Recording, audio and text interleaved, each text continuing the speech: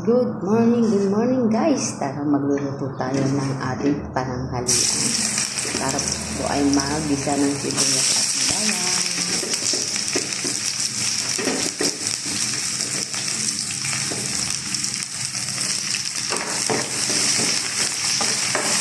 Alam niyo po ba kung itong aking iluluto? Kamusta naman kayo guys? Shout out naman kayo sa aking mga video dyan at mag-comment, mag-like at manood. Maraming salamat. Ito po ay ang squid balls.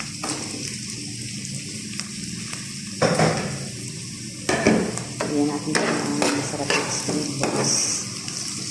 Luto-lutuin natin guys. Sawa na ako sa manok. Kaya lutuin natin ito.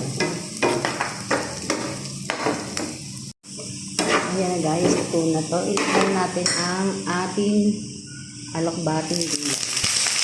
Yan po yung gulay dito ay nakuha ko lang din sa aking tanim. Sa aking tanim.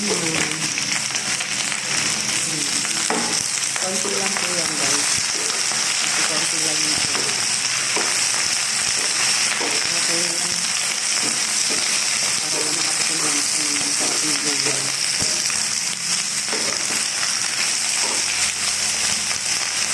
Bagay na lang po ito guys, maluluto na.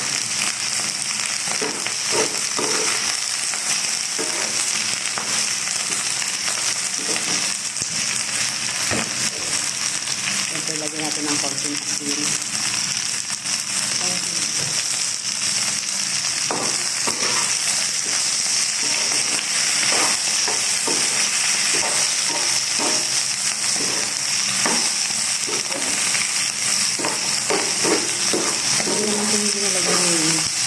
Tubig.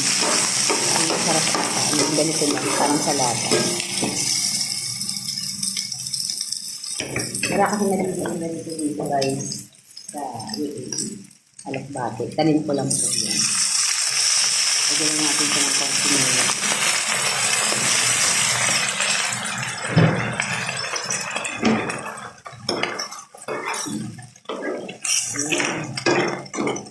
Maya-maya po luto na naman. Bye!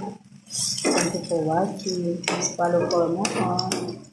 Nakatipid na tayo. May ulam na tayo na masarap na ginisang squid ball with alokbate.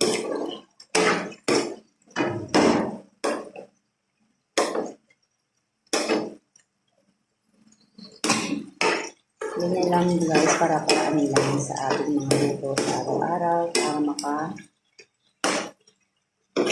makakain tayo. Bye!